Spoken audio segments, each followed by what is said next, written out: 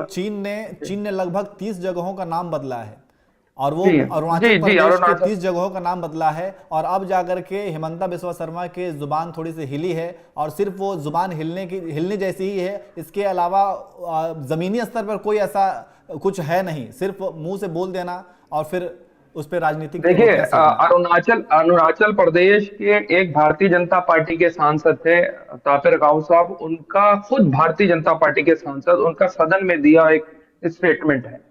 उस स्टेटमेंट को लोगों को सुनना चाहिए। उन्होंने कहा कि हाँ, ये बात सही है, अरुणाचल में जो है चीन जो है हस्तक्षेप कर रहा है। फिर दूसरा स्टेटमेंट कोट करता हूं, देश के बड़े नेता, भारतीय जनता पार्टी के सांसद रहे हुए सुब्रमण्यम स्वामी ने इस चीज को कहा है कि चीन ने हमारी जमीन कब्जाई है। 2000 स्क्वायर किलोमीटर चीन जो है ले गया। डेमचौक के अंदर क्या स्थिति है वो क्लियर नहीं कर रही है।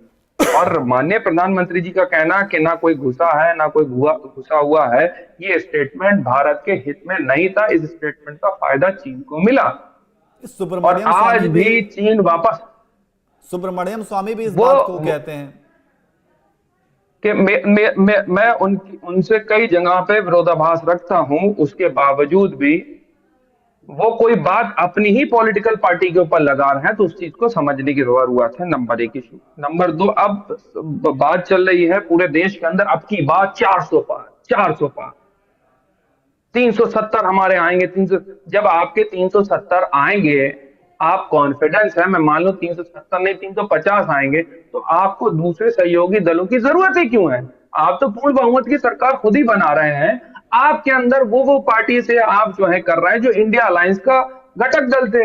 नीतीश कुमार के ऊपर आपने थूक करके चाटा कि वो चाबी फेंक दी गई है और तमाम चीजें हो गई हैं। सबने स्टेटमेंट सुने नीतीश बाबू के लिए गृह मंत्री, और फिर उनको दे दी सीटी दे दी। भाई ऐसा कौन सा तुर्क आपके पास निकल रहे थे उनके अंदर? क्या उनकी स्थिति पता नहीं थी क्या थी? फिर ओपी राजभर दिन रात पानी पी पी करके कोसते थे। उनकी आप मौजूदा स्थिति देख लीजिए क्या है, कितने बड़े वो नेता हैं, या देश के नेता हैं। मैं उस पर नहीं कर रहा उनके ऊपर, लेकिन आप देखिए क्या जरूरत आन पड़ी कि उनसे भी गठबंधन कर लिया। उसके बाद अभी देखिए आप 2 सीटें देकर के उन्होंने आरएलडी से भी गठबंधन कर लिया। ऐसी तमाम ऐसे उनके गठबंधन हैं जिनके साथ वो गठबंधन कर रहे हैं, जिनका अभी भी कोई भी एक सांसद, एक विधायक नहीं जीता हुआ है, और उसके बाद 400 पार आ रहे हैं साहब। ये मीडिया के अंदर आप प्रोपोगंडा हथकंडा अपना सकते हैं, लेकिन जमीनी सतह पे सच्चाई ये है। नियाज, मैं आपको स्टेट वाइज हिंदी पट्टी के अंदर आपको एक सटीक आंकड़ा दे देता हूं, जहां जहां भारतीय जनता पार्टी ने 2019 में क्लीन स्वीप करा था, जिसमें से हिंदी पट्टी के अंदर मध्य प्रदेश, राजस्थान, छत्तीसगढ़, हरियाणा, दिल्ली, हिमाचल और आपका उत्तराखंड, और यूपी के अंदर उनका स्ट्राइक रेट जो है वो करीब 90% के आसपास रहा। फिर ऊपर से आ जाइए आप 42 सीटों वाला महाराष्ट्र, जिनके अंदर गठबंधन था शिवसेना के साथ, उसमें बहुत अच्छा उनकी परफॉर्मेंस थी। फिर आप आ जाइए जाकर के 42 सीटों वाला आपका, जिसमें 18 सीटें आई थी पश्चिम बंगाल के अंदर, 48 सीटों वाला स्टेट आपका महाराष्ट्र, और 40 सीटों वाला आपका बिहार, जहां पर आपने गठबंधन के साथ 39 सीटें जीती थी। 40 में से लगभग क्लीन स्वीप करी। अब मुझको बताइए सीट कहां आ रही?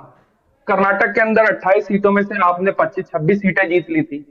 क्या कर्नाटक के अंदर मौजूदा सरकार है, वहां पे डीके शिव कुमार उनको नुकसान पहुंचा रहे हैं? अभी जो आकलन जो जमीन पे हमारे दोस्त वहां कर्नाटक में है, वो बता रहे हैं कि कई जगह पे डबल डिजिट क्रॉस करना इस वक्त भारतीय जनता पार्टी के लिए कर्नाटक के अंदर मुश्किल है।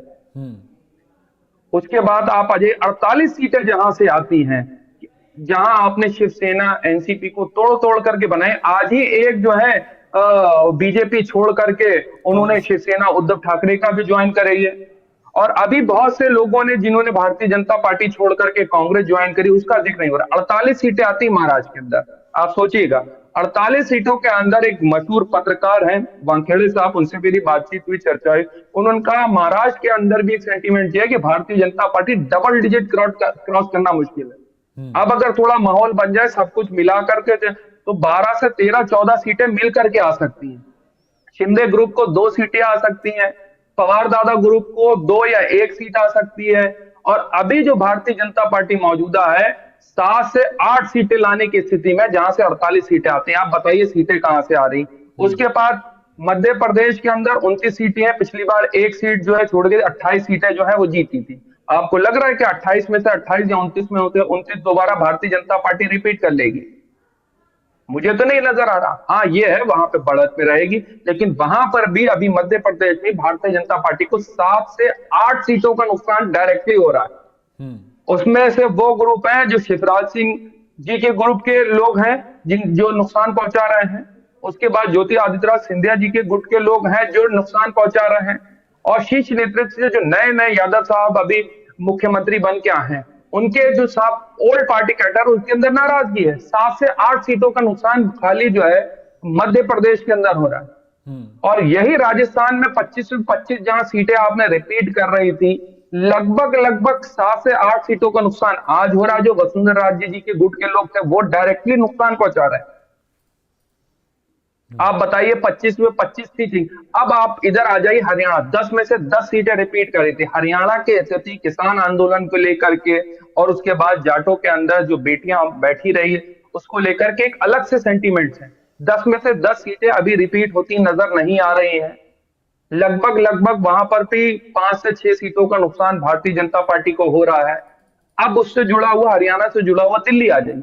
दिल्ली की मौजूदा स्थिति, जहां पहले लग रहा था कि भारतीय जनता पार्टी 7 सीटों पे बढ़त हासिल कर रही है, अरविंद केजरीवाल और तमाम विपक्षी दल और कांग्रेस को नुकसान पहुंचा करके लोगों के बीच एक सेंटीमेंट्स है कि अरे हो क्या रहा है। लोग साइलेंट हैं अभी, लोग साइलेंट है, लिखने से बोलने से थोड़ा कतरा रहे, लेकिन उन्होंने चुनाव के अंदर आकर के साबित कर दिया कि भारतीय जनता पार्टी के अगेंस्ट में भी है। दिल्ली की जनता का मूड बिल्कुल अलग है as compare to other state of politics. वहां ये है, दिल्ली का स्टेट ये है, मुझे लग रहा था कि 7 में से 7 सीटें जीत सकती हैं। अब 3 सीटों का नुकसान डायरेक्टली भारतीय जनता पार्टी को दिल्ली के अंदर हो रहा है। अब आ जाइए उत्तर प्रदेश के अंदर। उत्तर प्रदेश के अंदर लगभग लगभग 80 सीटों पर भारतीय जनता पार्टी को बढ़त हासिल लग रही थी कि हाँ भाई दोबारा से रिपीट कर लेंगे, लेकिन मौजूदा स्थिति वहां पर भी अभी डामाडोल है। जिस तरीके से डायरेक्टली मतभेद आपको दिखे थे विधानसभा चुनाव में कि गृह मंत्री जी अमित शाह साहब और योगी आदित्यनाथ जी में सब कुछ ठीक नहीं चल रहा है। मैं आपको बड़ी जिम्मेदारी से चीज बताऊं, अब अंदरूनी कलह कितना नुकसान पहुंचाती है वो देखने वाली बात होगी। चलिए, ठीक है। जहां पश्चिमी उत्तर प्रदेश के अंदर जो है लोग एकजुट होकर के, और खास तौर से जो लोग हैं मुस्लिम समुदाय के लोग, अल्पसंख्यक समुदाय के लोग, उनका इंडिया अलायंस की तरफ झुकाव ज्यादा है। तो वहां पर भी वो उत्तर प्रदेश में हो सकता है इतनी प्रचंड बहुमत की जीत न पाएगा। हाँ, अखिलेश यादव एंड में मायावती जी और तमाम चीज कई एक सीटों पे इंटरनली सपोर्ट कर दें तो वहां पर भी परिस्थितियां दूसरी बन सकती। लगभग लगभग 25 से 30 सीटों के ऊपर इफेक्ट पड़ रहा है अभी भारतीय जनता पार्टी।